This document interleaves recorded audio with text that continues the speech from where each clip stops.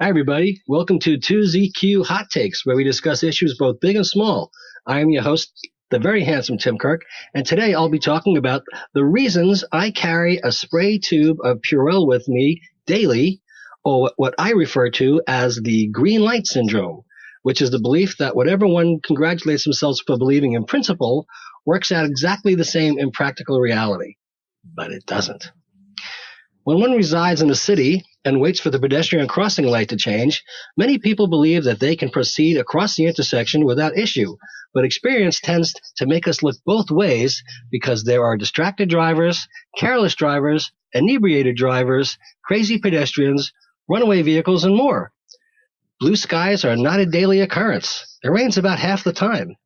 This concept can be applied to hygiene when dealing with gross things in everyday life.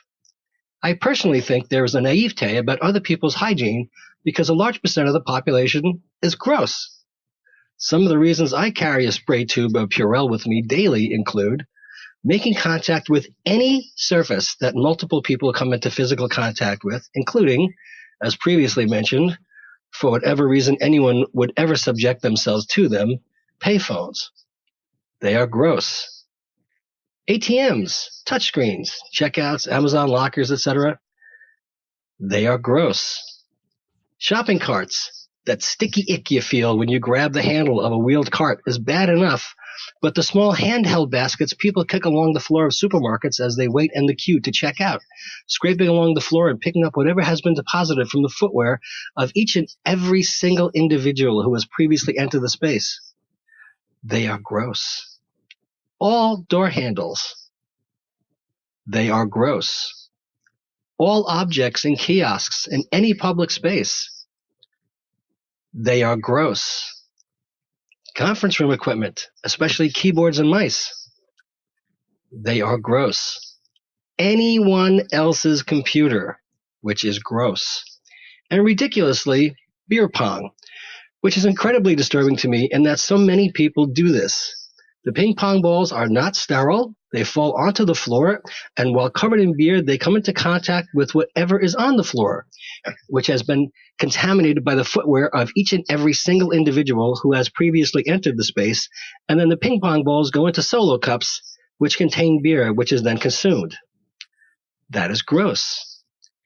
When you realize you aren't so wonderful while giving spare change to a beggar, because you do your very best to avoid direct contact with their hands and tend to daintily drop the change into the palm rather than hand it to them.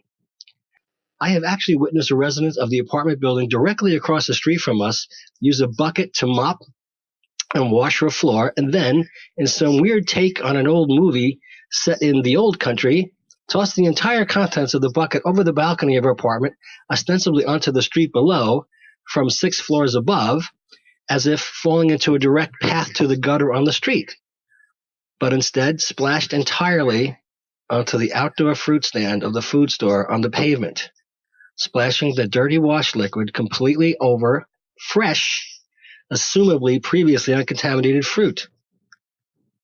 That is gross.